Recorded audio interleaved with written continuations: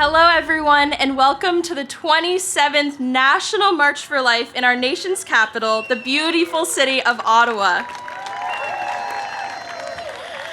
Welcome to the kickoff of the National March for Life. It's an incredible moment as we gather here today, united in our unwavering commitment to protect the sanctity of every human life.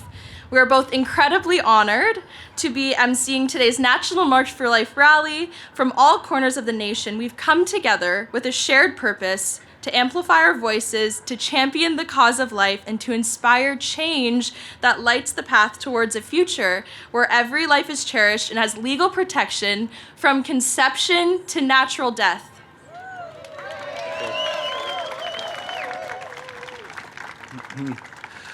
I also want to welcome the multitude of people from across Canada, the United States, and around the world who are joining us today through the courtesy of EWTN's live broadcast. So let's make some noise for everybody watching us on TV and online.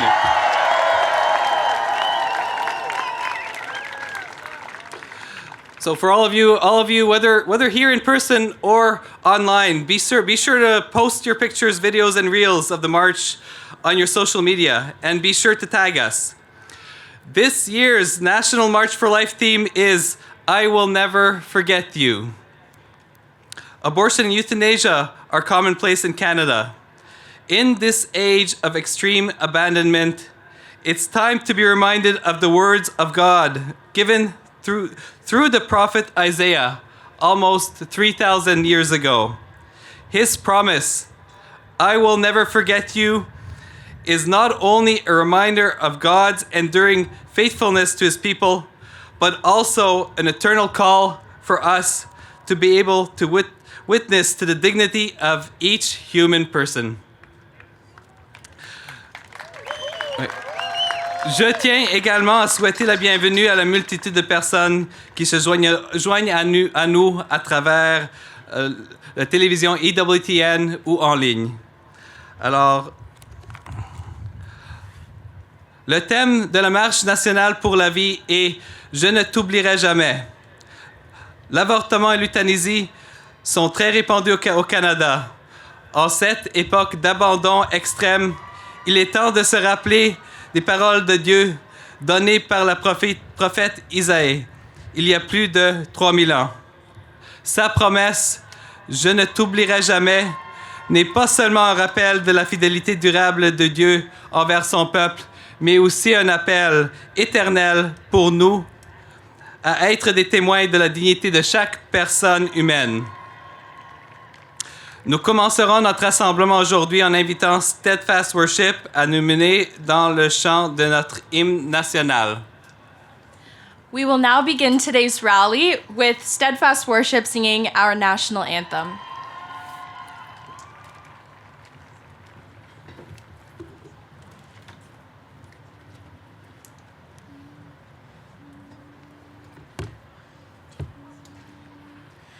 O Canada, our home and native land, true patriot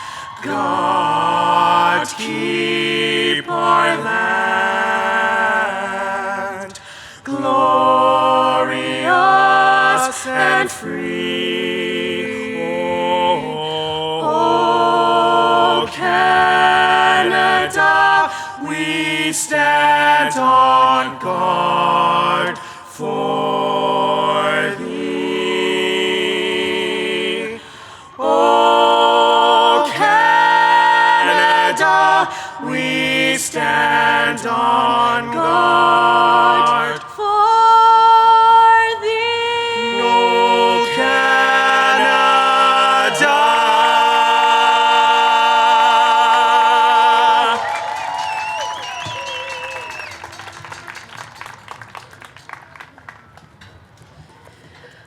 Thank you, Steadfast Worship, for beautifully singing our national anthem. It is now my great pleasure to invite Father David Schwartz from the Missionary Oblates of Mary Immaculate to lead us in opening prayer. Father Daniel, joined by Diana, Deanna, and Susie, the four of them have traveled all the way from Nunavut. That's almost 2,500 kilometers north of Ottawa.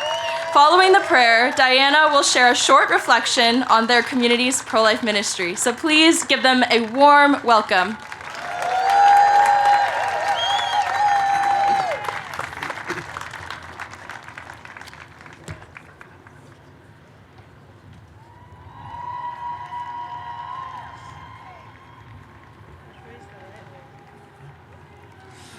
God our Father, today we thank you for the gift of our lives and for the lives of all our brothers and sisters. We know that there is nothing which destroys more lives than abortion. Yet we rejoice that you have conquered death by the resurrection of your Son, Jesus Christ. Help us not to be silent, not to be passive, and not to be forgetful of the unborn children. Help us to defend every single life, and help us to make Canada once again a country which respects life from conception to natural death. Not just some, but for all. We ask you, Father, through Jesus Christ, our Lord. Amen. And now I invite Diana to share a few words with us.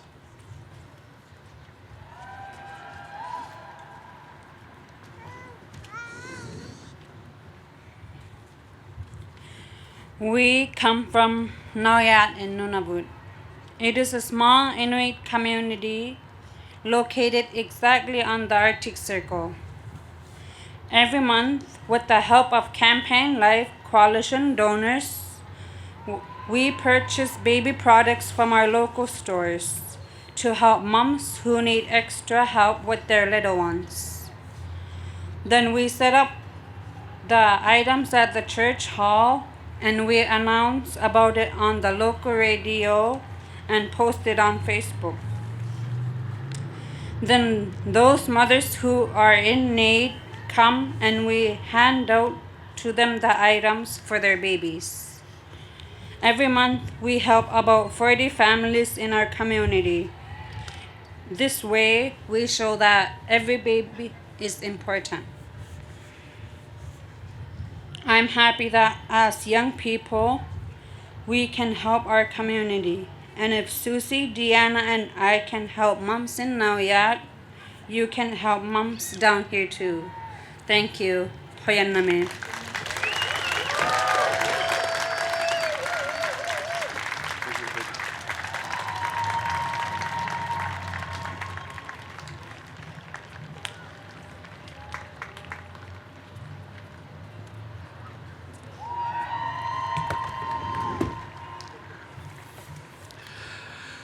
Thank you, Father Daniel, Diana, Deanna, and Susie, for your remarks and your steadfast efforts to care for mothers in need and their families. J'aimerais maintenant inviter l'archevêque du diocèse d'Ottawa-Cornwall, Son Excellence, Monseigneur Marcel Danfous.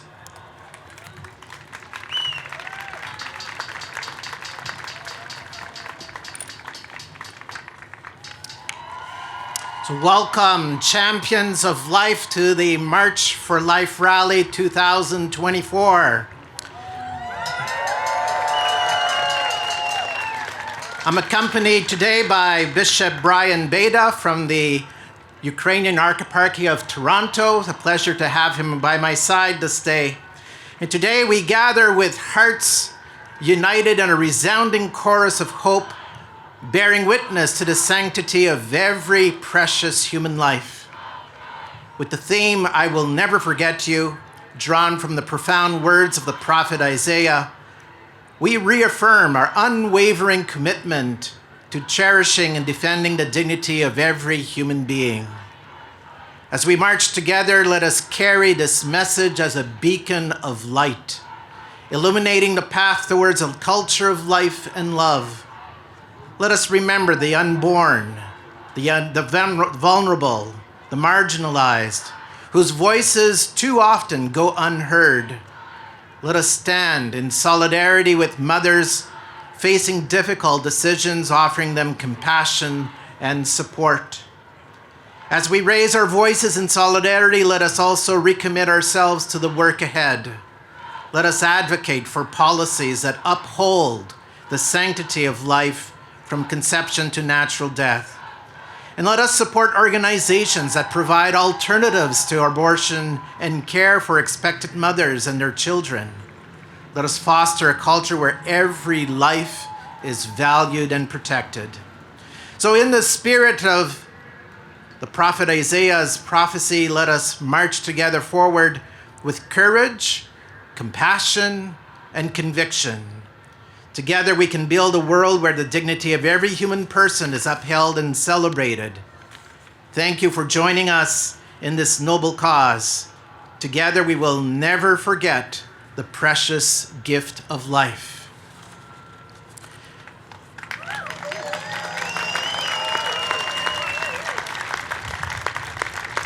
Alors, chers amis, bienvenue à tous les participants de la Marche pour la vie unis dans notre engagement envers le précieux don de la vie.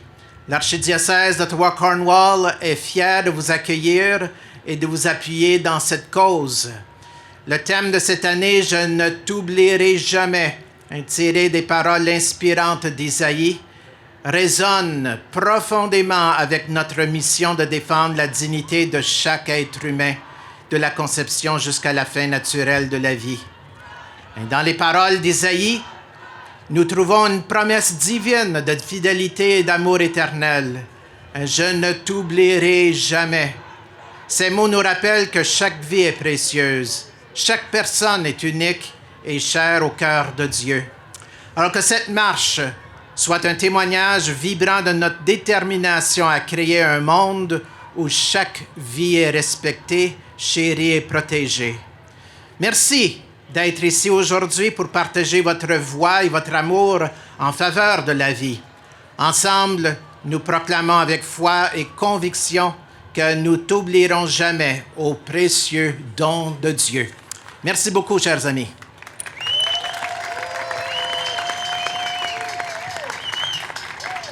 Thank you, Archbishop Donfus, for your remarks. I would now like to extend a warm welcome to our next speaker, my boss, the National President of Campaign Life Coalition, Mr. Jeff Gunnarsson.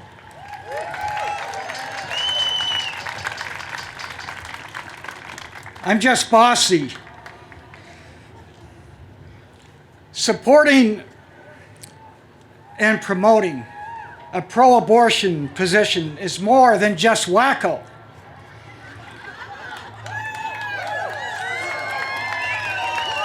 It is a profoundly evil position to hold.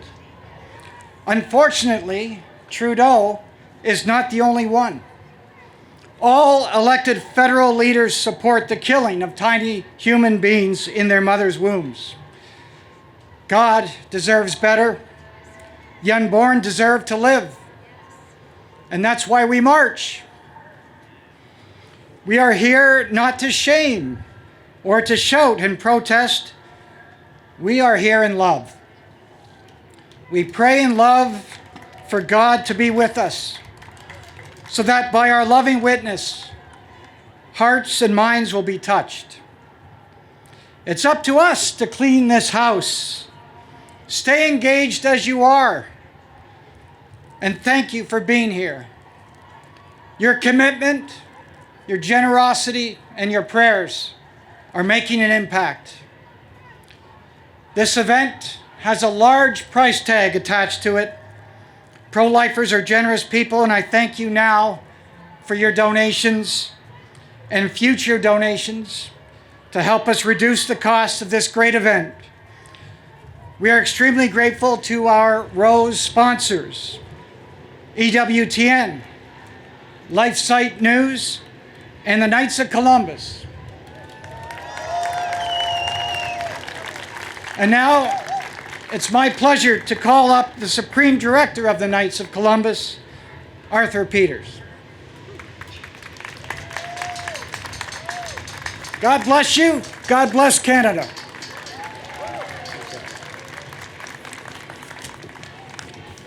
Thank you, Jeff. I'm honored to bring greetings to the annual National March for Life on behalf of our Supreme Knight, Patrick Kelly, and the over 2 million members of the Knights of Columbus worldwide. And many of our councils and members are represented here today, with more participating in similar events across the country. And we thank our brother Knights for carrying on the mission of our founder, Blessed Michael McGivney.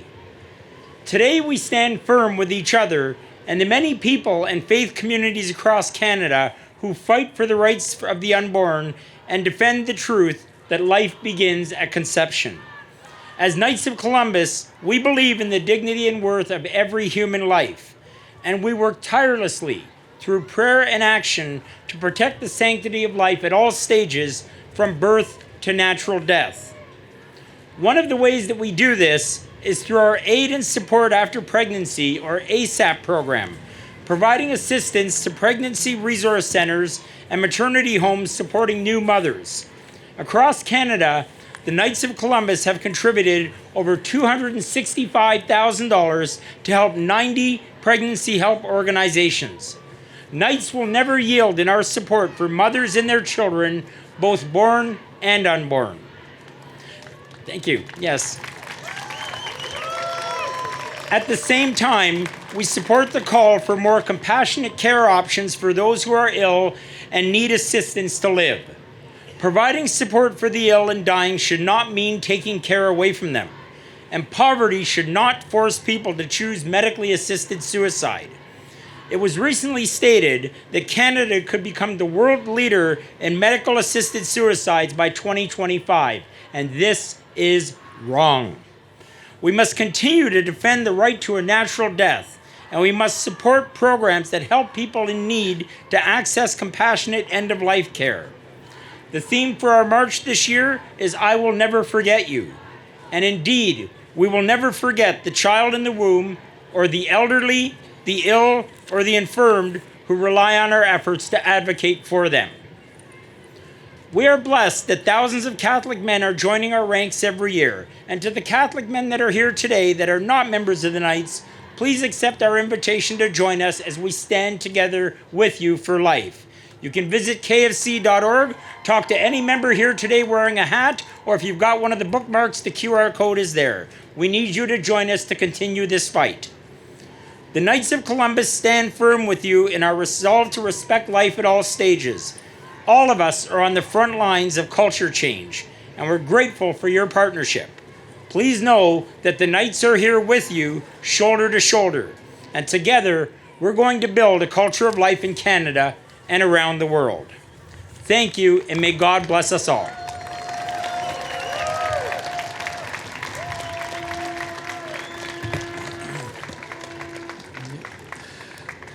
Thank you very much, Jeff and Arthur. The March for Life Organization Committee extends their deepest appreciation for the Knights' continuous support and generosity year after year. So, are you happy to be here? Are you happy to be here? Are you happy to be here? All right, that's a bit better. So it is now my pleasure to invite to the stage a woman who has witnessed firsthand the injustice of abortion and formerly worked for Planned Parenthood as a clinic director. Today, she runs And There Were None, a life-saving ministry that helps abortion workers leave the abortion industry. And her latest film, Unthinkable, is coming out this summer. Please welcome to the stage, Abby Johnson.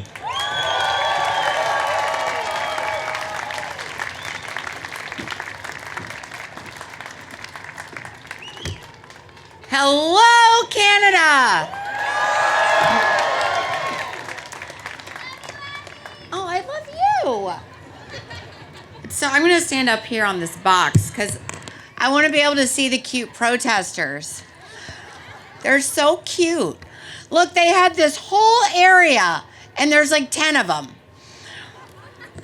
It's something though, right? Because how fair is your Canadian government that this is a march for life and the government gave them this entire space? This isn't their march. Why do they get so much space?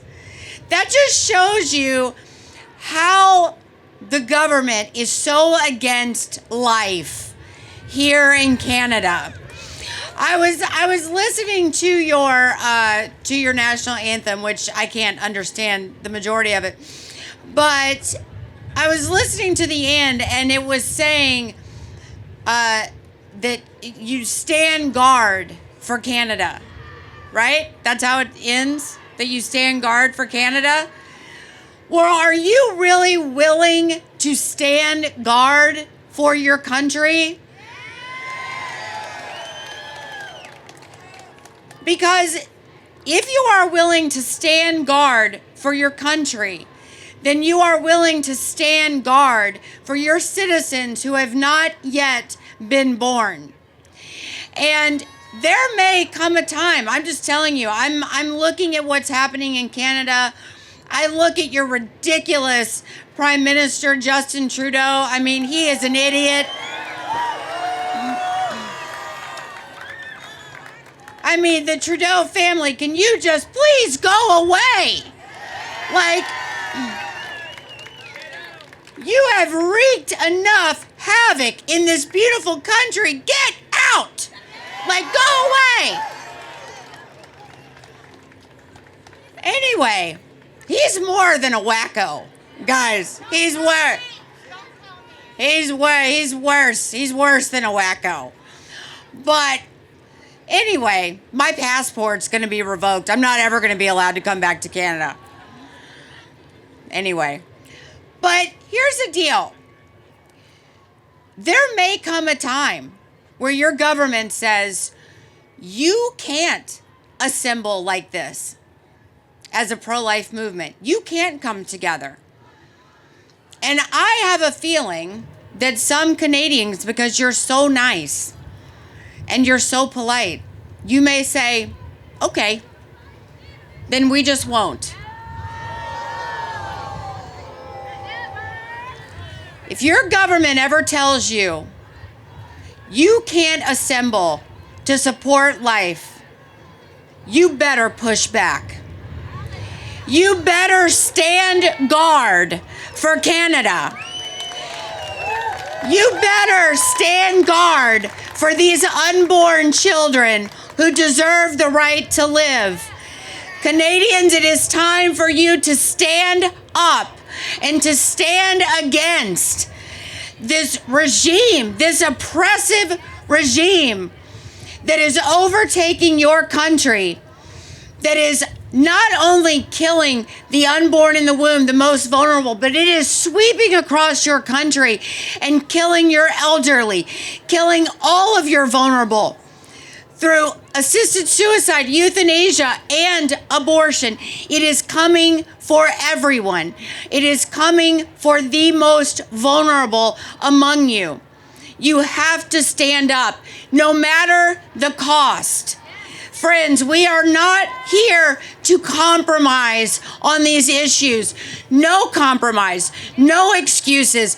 We are not here to make compromise with the government. We are here to stand firm on the promises of Jesus Christ, and we will continue to stand firm. Thank you all, and God bless you.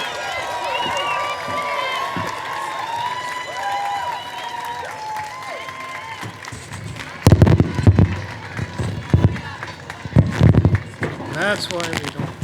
Yes. Give that a try. Okay. Thank you, Abby, for your powerful address. Your insights shed a much needed light on the challenges imposed on Canada and abortion, the abortion industry here as a whole. But now turning to another crucial aspect of this discussion, chemical abortions have increasingly become the abortion method of choice, creating a dangerous environment that facilitates at-home abortion, transforming mothers into self-abortionists and putting their health and their lives at risk. Our next speaker, Dr. Dermot Kearney, a consultant cardiologist from the University College Dublin, has not only served as the president of the Catholic Medical Association in the UK, but has also pioneered the abortion pill reversal service in the UK, navigating legal obstacles to ensure its continuation. So please join me in welcoming Dr. Dermot Kearney to the stage.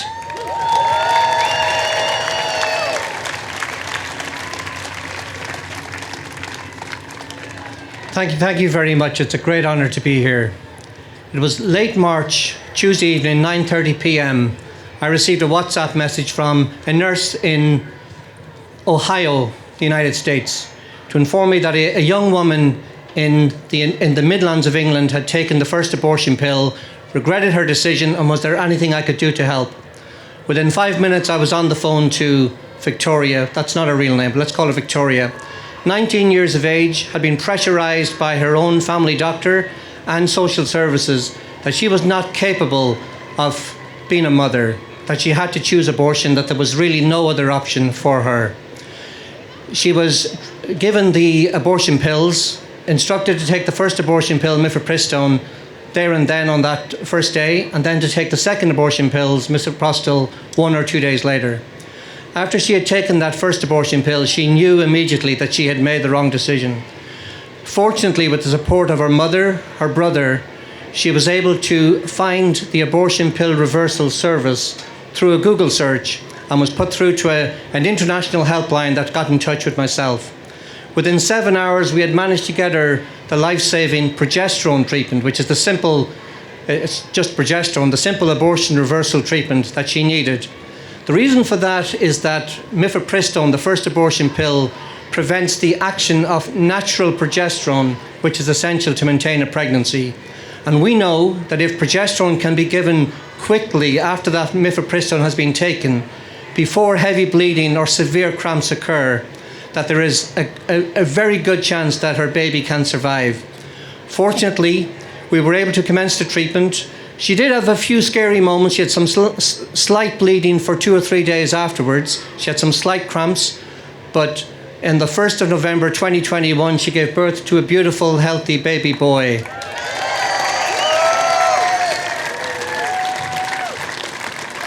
This is just one of dozens. I could have chosen about 55, 60 other cases with very similar stories, but I wanted to get across the urgency involved in trying to get this treatment. This was 9:30 at night. We managed to get a treatment for her, luckily at a pharmacy that stayed open till midnight, and her mother drove her 30 miles to get that life-saving treatment. The message I want to get across to you today is that abortion pill reversal is safe, it's often effective, not always effective, and it's desperately needed. The reason I got involved in this was that we got a cry for help on several occasions from pro-life organisations telling us that women were coming more and more to their organisations regretting that they had taken that first abortion pill and that they wanted to try to save their babies. The abortion industry tried to stop us. They launched a campaign against myself and my colleague Dr. Eileen Riley and successfully managed to stop us from providing the service for the best part of 12 months. We, in effect, were the first doctors in history anywhere in the world to be banned from saving lives. But fortunately, with the help of a wonderful organisation called Christian Concern, we were able to fight back. As Abby has just said, we stood firm, we fought back. And we took them to court, and because there was no evidence of any wrongdoing, the charges were dropped and we were allowed to recommence the service. Nice and loud there, Doctor. Nice and loud. More than 5,000 babies have already been saved since 2012, since the emergence of this wonderful service, initially in the United States and now spread in Canada, Great Britain, Ireland, most countries in Europe, and throughout the world. And the message I want to get across to you that this is safe, it's often effective with, for example, if the mother takes both abortion pills, there's a less than 2% chance her baby will survive. If she takes the first abortion pill, doesn't take the second one, but doesn't get progesterone, there is a less than 20% chance her baby will survive. So greater than 80% chance of certain death. If she gets progesterone promptly, we can reduce that death rate to less than 45%. So we improve the survival rate from less than 20% to greater than 55-60%, more than doubling. And there's not very many interventions in medicine. And I've been qualified 35 years, and I can say that as a physician of long-standing years, that there are not many interventions in medicine that has such a success rate in reducing certain death to a very good chance of preserving life. So if you come across any mothers who are distressed, who regret that they've taken that first abortion pill, please put them in the right direction. It's a simple Google search on abortionpillreversal.com, and that will take them to an international 24/7 helpline. Merci beaucoup.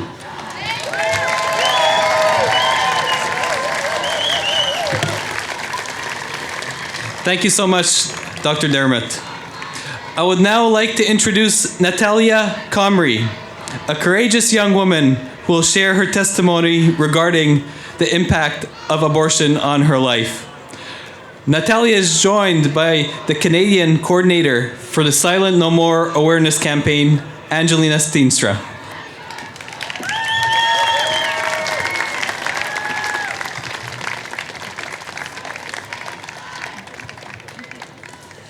Good afternoon, everyone. Thank you for being here. Thank you for all the times that you've come to Ottawa to stand firm for the unborn. Thank you that we do not forget all our brothers and sisters who've died through surgical abortion, chemical abortion, and whose lives need to be remembered. At Silent No More Awareness Campaign, we remember our unborn children. We are mothers and fathers forever. The campaign was founded in 2003 by Georgette Forney of Anglicans for Life and Janet Morana of Priests for Life, USA. I joined the campaign in 2004. I was invited by Jim Hughes to bring the campaign to Canada.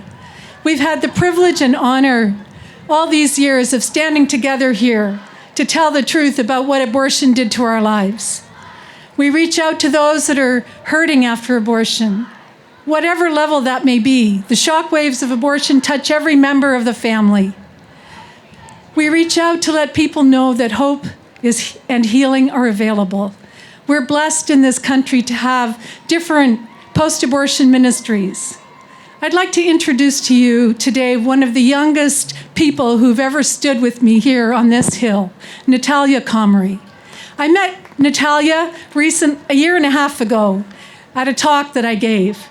And Natalia asked for a sign, to hold a sign, because her heart turned not only to the children who died through abortion, but to all the men and women who suffer after the experience of abortion, all the mothers and fathers. Going through a journey of healing, we met with the Sisters of Life. And it never occurred to me a year and a half ago that I would have the great privilege of bringing to you Natalia to share her testimony, because she is being silent no more for the first time at this March for Life. Natalia, please share.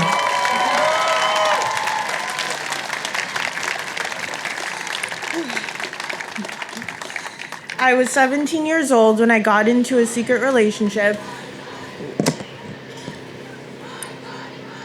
with a close family friend I had known since I was around 7 years old.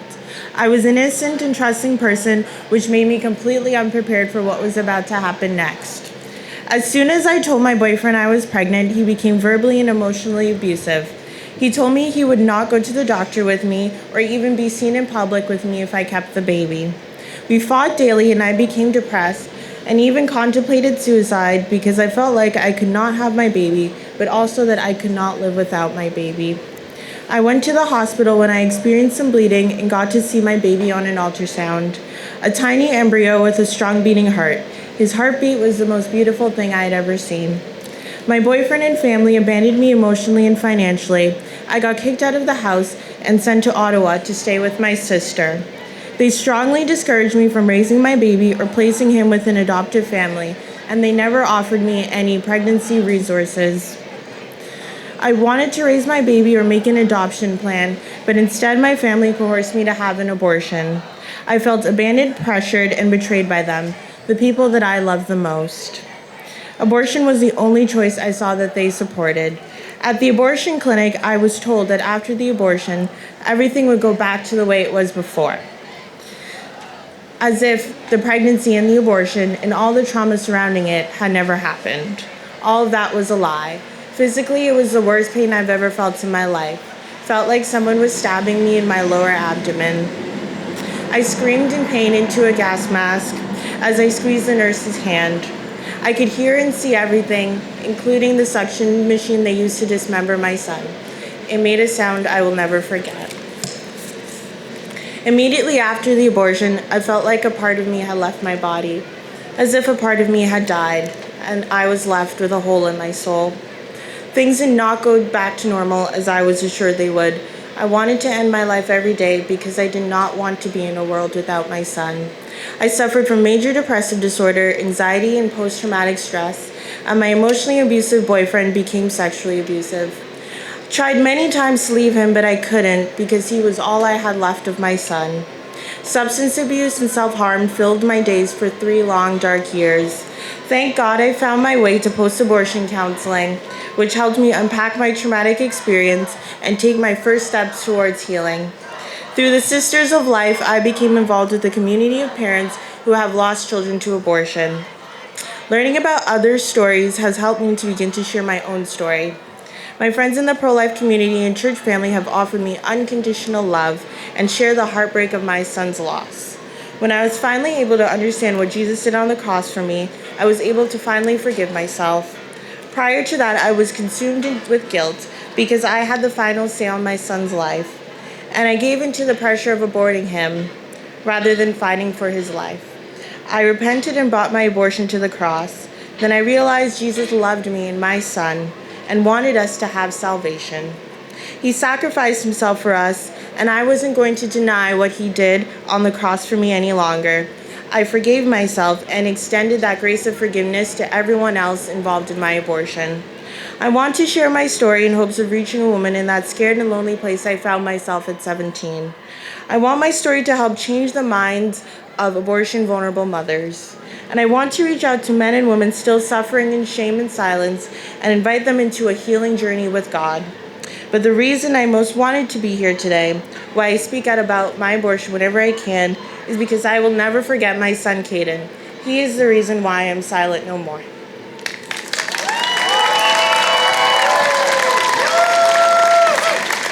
Please come back to the Hill after the march. Silent No More Awareness Campaign has other women and men who would like to share their testimony. Thank you. Thank you, Natalia, for vulnerably sharing your story. It's immensely courageous, and we are so thankful for your beautiful reflection. And as always, Angelina, we appreciate you being here. Our next speaker first delivered a powerful speech here on Parliament Hill more than 10 years ago when she was just 12 years old. Today, she has become a seasoned pro-life activist and human rights lawyer with the Acacia Group and will share her story and how Canada's euthanasia regime has affected her. Please welcome to the stage, Leah Malusis.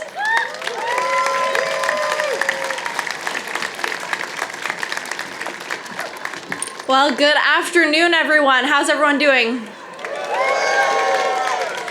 I have to say, it's hard to imagine. It's been 15 years already since I first stood on this hill when I was 12 years old and shared my pro-life convictions. Many people said that I would grow out of it and I would realize that I was wrong. And 15 years later, I'm a lawyer and I'm still working hard. So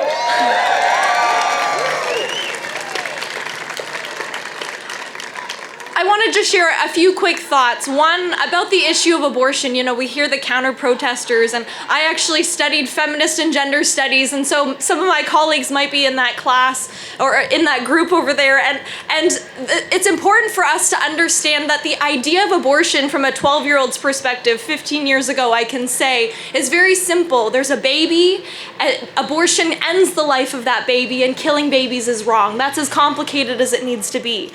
And so I just want us to understand that the view of those who support abortion is fundamentally premised on an impoverished understanding of women's equality. The reality is that women's rights cannot be premised on the destruction and dehumanization of their own children. We need to fight for a society that understands that women, as well as their children, need to be accommodated. And so I would just encourage you, just as I've committed my life to this issue, I would encourage you as well to commit your life not just to opposing abortion, but to fundamentally upholding the sanctity of human life.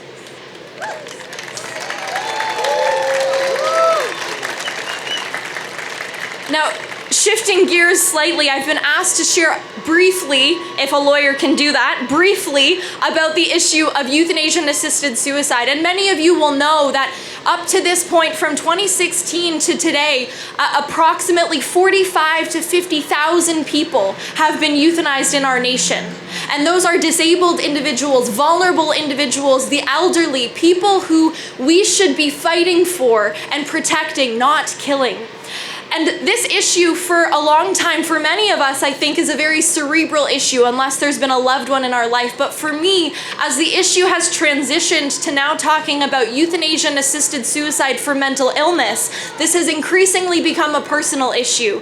And that's because when I was young, as a teenager, I struggled with my mental health. And the same motivations that cause someone to access euthanasia and assisted suicide are what motivated me to, as Natalia shared, struggle with addiction, struggle with self-harm, and actually attempt to take my own life. So I just want to say this issue, many people say, unless it affects you, you shouldn't care. This issue does affect us. I'm sure there are thousands of young people here today and people of all ages who feel the effects of mental health, who feel the effects of the dehumanization that's being brought into our nation. And so I just want to say that part of being pro-life, again, it's not just being opposed to something, but it's fighting for the inherent value and dignity and equality of every single human life, regardless of age, regardless of ability, regardless of independence, regardless of any of these factors that society says changes one's value. It's about the inherent dignity of every human life.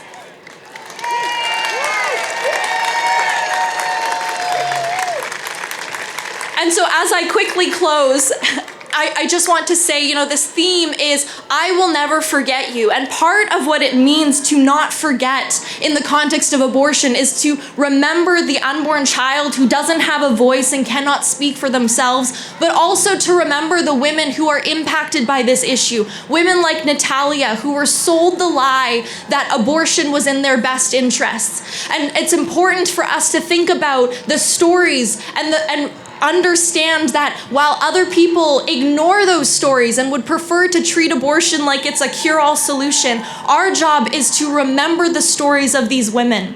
And then with the issue of euthanasia and assisted suicide, what it means to never forget is to never forget the elderly, never forget those who are struggling with their mental health, never forget the vulnerable, not to relegate them to, long-term care homes and not put them away, but to remember them at all times.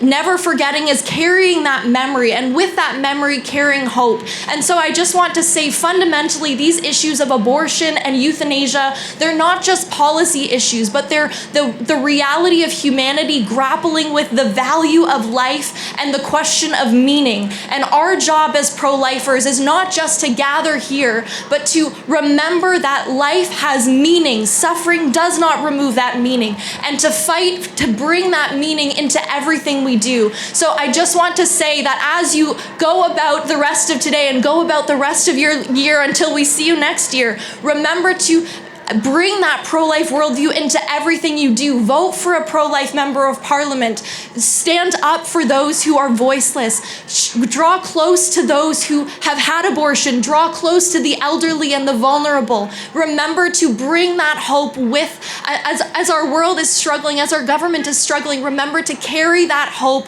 with you everywhere you go, and to always affirm the value and dignity of every human life. Thank you all for what you do. Keep it up. Be blessed.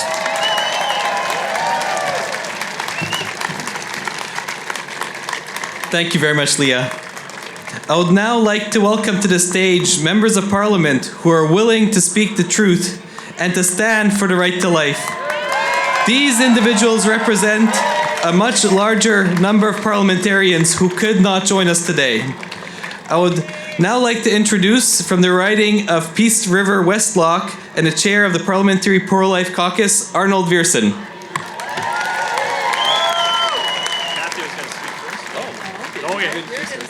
All right.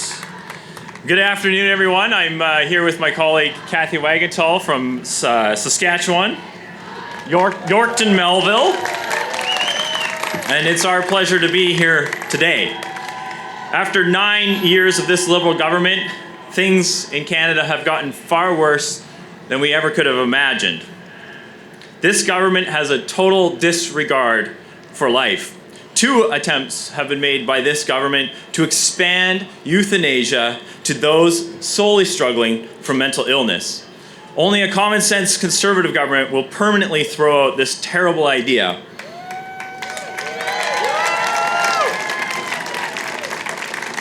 We will work hard to build a Canada that's filled with hope instead of hurt. I ask that you help me be the voice of common sense in the House of Commons by adding your name to a petition. There are several people collecting petitions here today, and if you find one of them, please help us out there. We have petitions calling on the government to never expand assisted suicide to those suffering from mental illness. Help me speak for the vulnerable and those ignored by this government by signing our petitions. We are called to protect the dignity of life from conception to natural death because we are all made in the image and likeness of God. We are seeing a culture of death being pushed through hard drugs onto our young people as well. Recent stats say that 1 in 4 deaths among young people are opioid deaths. The policies of this Liberal government are fueling addictions that sap the hope from old and young alike. But today, we are standing for hope, we are standing for life. May God bless each and every one of you for being here today and being the voice for the voiceless. Thank you very much.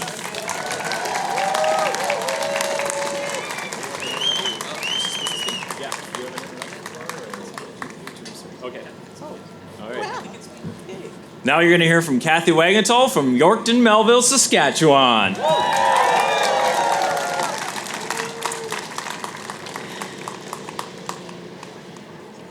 Good afternoon, everyone. I want to say, first of all, thank you for being here today. I want to thank Abby Johnson for coming. She's busy.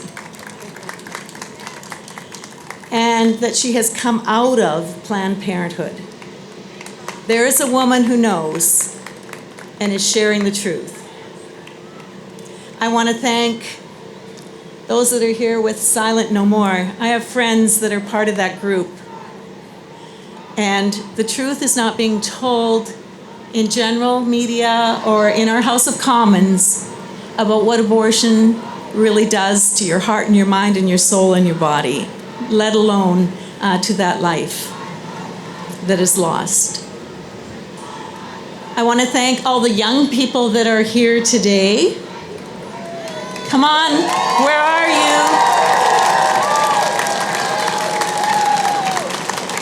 I believe that you are the generation that's going to really make the difference. You can't argue with a young person. You know why? When I go door knocking, my best door knockers are 14 years old. Just to say. But I have to say something here that I'm praying about. I don't know exactly how to say it. So please hear me. I've brought forward 3 private members' bills in the House in regard to protecting women. Protecting pregnant women when they're attacked and they're pregnant with a child who can be injured or killed. I brought forward a bill on sex-selective abortion. And you know, we talk about the feminist movement. I went and spoke at a feminist class about, actually I was supposed to talk about being a woman in politics, and they said, well, we heard that you're doing a bill on sex-selective abortion. We want to hear about that. So of course you kind of go, oh boy, what's the environment here and what am I facing? And you know what? That class of feminist women and a few guys there had no idea that this was happening in Canada. And we in the House, as conservatives, stand for equality between men and women from the instant of conception. And they were appalled to learn that that was happening in Canada and supported my bill. Okay?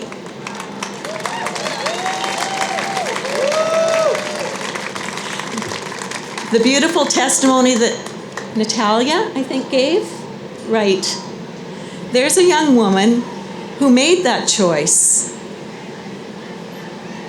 And she, I believe, represents hundreds of thousands of women in this country that think that they're pro-choice in a way that is not reality in Canada. They don't know, they don't understand until some of them go through this, and here they are needing redemption and needing forgiveness, and they need God in those moments. So all I'm going to say to you guys is you're unbelievable. Every organization that has supported me through my bills, believe me, could not do it without your prayers and your support. But I just want to say to you, please,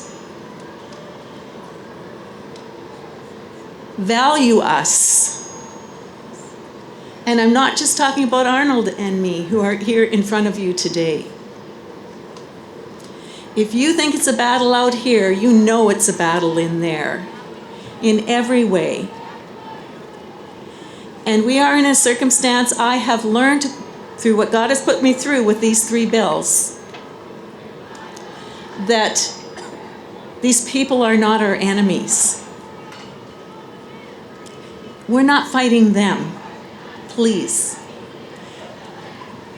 And in the House of Commons, I'm surrounded by amazing colleagues that are doing very good work, and they need your prayers and your support. We all do. So thank you.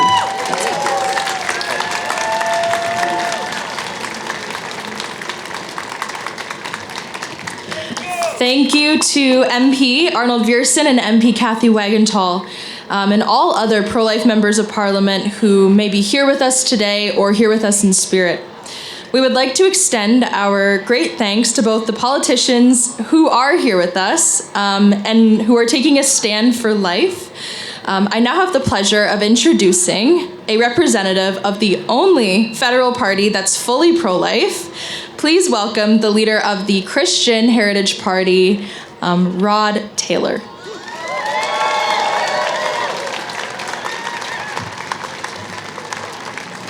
Well, greetings to all of you stalwart warriors, brave citizens, and upright defenders of life, family, and freedom. God bless you. On behalf of the National Board and all the members of the Christian Heritage Party of Canada, I want to thank you from the bottom of my heart for remembering the preborn today. God has not forgotten the sacrifices that you made even to get here today, and that you are making on behalf of the preborn, the elderly, and the vulnerable, and He never will. A mother may have forgotten her maternal instincts and the natural love she feels for her child, but God has not forgotten, and He never will. A father may have forgotten the love he once claimed for the woman carrying his child. He may have forgotten his responsibility to protect and provide for his own child, but God has not forgotten, and He never will. Some politicians, far too many, have forgotten their responsibility to defend innocent human life and to protect the next generation. But God has not forgotten, and He never will.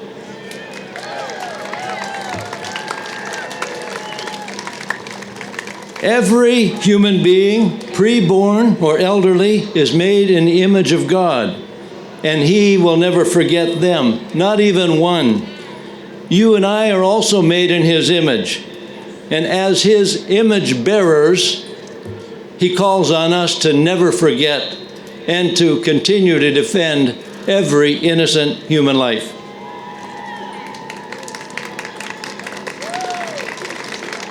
What a wonderful crowd out there. Thank you all for being here. Some of you traveled far, some came a short distance, but all of you made a decision to be here today. Thank you. God will not forget that. God promises a reward. He promises a reward to someone who even gives a cup of cold water to a little one who believes in Him. How much more to those who defend their lives? God bless you all.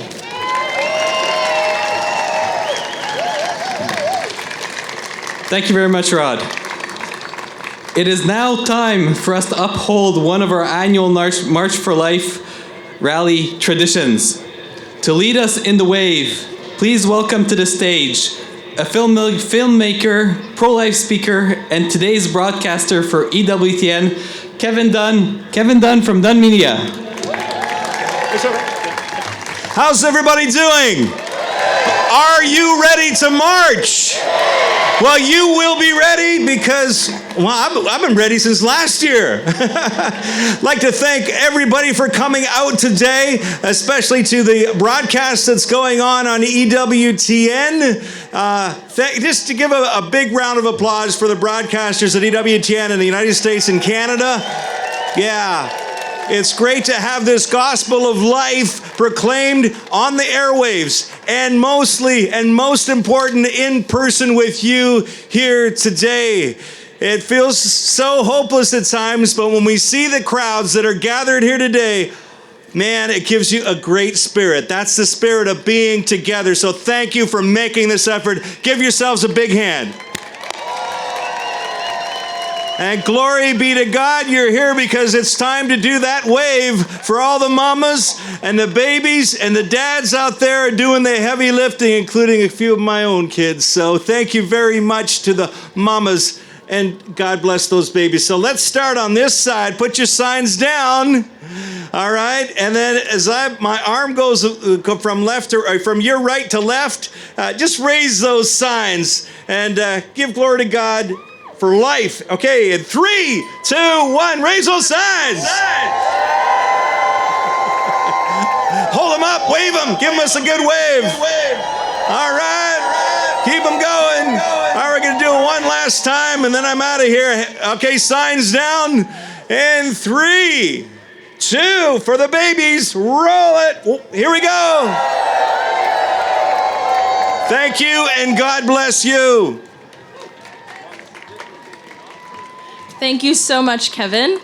I would now like to introduce our final rally speaker who will send us off to the march in a big way. 40 Days for Life has saved thousands of children around the world from abortion, closed abortion facilities, and helped abortion workers leave the industry. Over the past decade, we've had more than 20 Canadian cities regularly pray for an end to abortion for 40 days at a time, and it's all thanks to our next speaker. All the way from Texas, please welcome to the stage co-founder and CEO of 40 Days for Life, Sean Carney.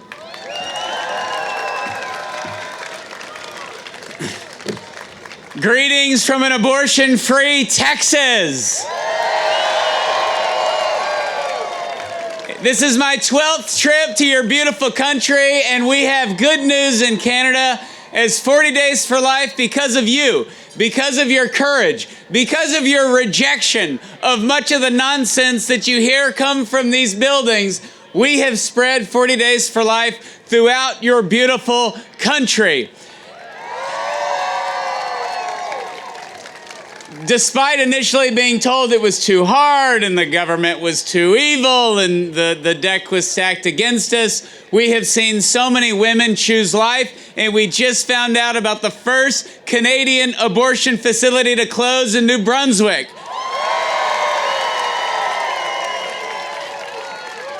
And that is because you as people are not forced to do what the government says that they want you to do, which is to shut up and go away. You are allowed to use your free speech to go out and to peacefully offer hope to the women going in for an abortion, hope to the women who choose abortion and come out and need hope and healing, and certainly to offer hope to those who are working in the abortion industry and working in the government. Your government has decided that they want to be in a company very much alone with only North Korea and China for your abortion laws. It is a very shameful category that the United States, praise be to God, just escaped when we overturned Roe versus Wade.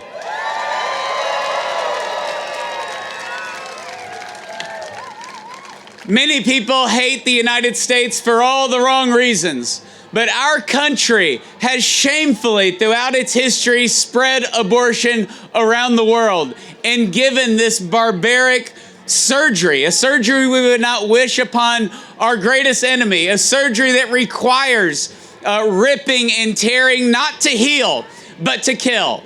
It is the only surgery you are simply not supposed to survive. And yet America has spread it throughout Latin America in a very condescending nature, throughout Africa in a very condescending nature. And yet, despite America spreading abortion and being really an abortion superpower in the world, despite that, our Supreme Court, after years of fighting in the grassroots, after years of pregnancy resource centers outnumbering abortion facilities 5-1, after years of marching and praying and showing up and ignoring bad politicians and promoting good politicians, Roe v. Wade was overturned. And now the United States since then has 23 essentially abortion-free states.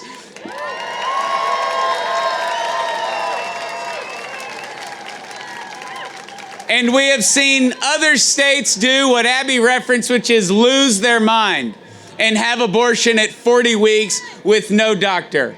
That's not sustainable over time because it's in our nature to love ourselves and to love our fellow man and our fellow woman. And that is why it is so important for us to speak to the reality, the scientific nature of the unborn child. Because to promote abortion, you have to reject science, you have to reject reason, and you obviously have to reject God. It is the only medical procedure that requires you to reject all three. And that is why our movement is a movement of converts. That is why 40 Days for Life has seen, including Abby Johnson, 256 abortion workers have a change of heart and leave their jobs.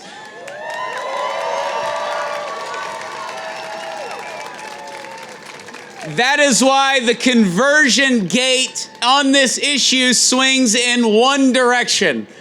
You're not going to see Mr. Dunn turn into a pro-abortion advocate and start working in an abortion facility. That's not going to happen. The conversion gate swings in one direction because it's the side of truth. It's the side, and it's also truly the side of tolerance. It's the side of compassion. It's the side of love. It's the side that protects free speech for you, and it protects free speech for these people over here. And they sound really nice. I thought it was a Catholic school group chanting. And so until I got up here, I was like, oh, they're not on our side. And we will defend their rights to be out here. Because we believe in public discourse, and we believe in human nature that over time, we can convince people that there is nothing sadder, there is nothing worse, there is nothing more evil than convincing a woman that she has no other option than to divorce herself from her own child and pay a physician, a healer, to barbarically dismember and kill that child. That is a culture of death.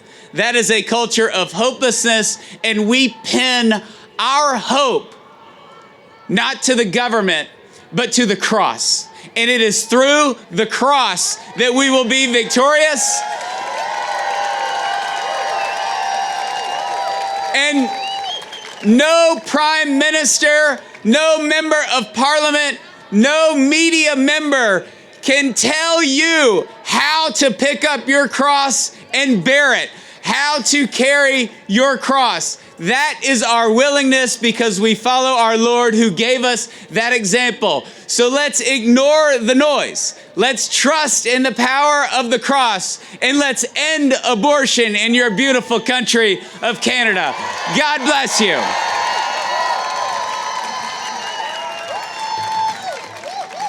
Are you guys ready to march? Thank you so much, Sean. I just want to take a moment to thank all of our incredible speakers and to thank all of you who have traveled far and wide to stand up for the protection of our most vulnerable.